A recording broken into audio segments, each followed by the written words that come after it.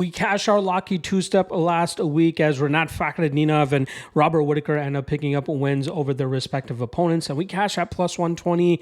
I dropped it to the public on Fridays and they were able to get plus 108. So again, slightly worse odds there, which is why it's always beneficial to jump onto the MMA LOTN Patreon page to get these parlays at a much better price than you were to get if you were to just watch this video on Fridays. We did end up fumbling the bag on the Locky Trinity as Sergey Pavlovich got absolutely mauled by Alexander Volkov, at least over the course of 15 minutes.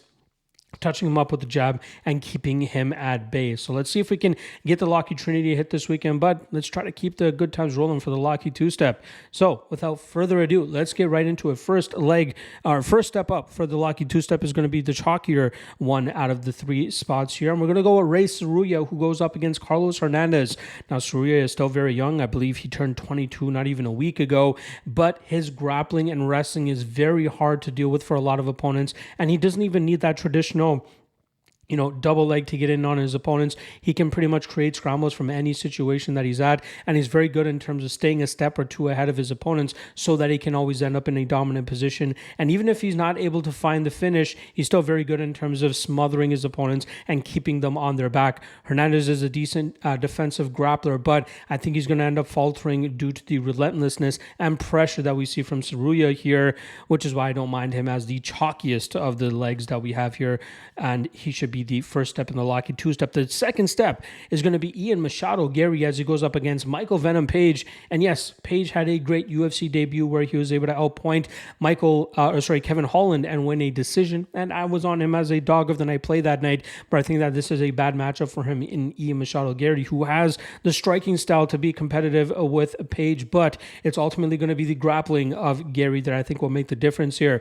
Page has shown decent improvements in his grappling game throughout his career, which is why he still has a very respectable 22-2 record, but I think he's going to struggle to deal with the striking and grappling that Gary brings to the table here, mixing the grappling behind the striking and really swarming and smothering Page on the mat. I think it even opens up a potential submission for Gary as well here too. So if you were to lock this parlay in, when I dropped it to the Patreon folks on Monday, you were able to get plus 116.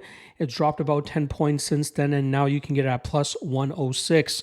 To complete the Locky Trinity, you can throw in my guy Martin Buday, who's taken on a very experienced fighter, and Andrei Arlovsky, one of my favorite heavyweights of all time. However, Buday, I think that pressure and pace that he brings to the table will cause Arlovsky a lot of troubles. I know Arlovsky likes to move well laterally, cross the pocket, land a couple shots, and then get back out into space, but I think he's going to struggle to utilize that type of style against a guy who's going to stay in his face as much as Buday.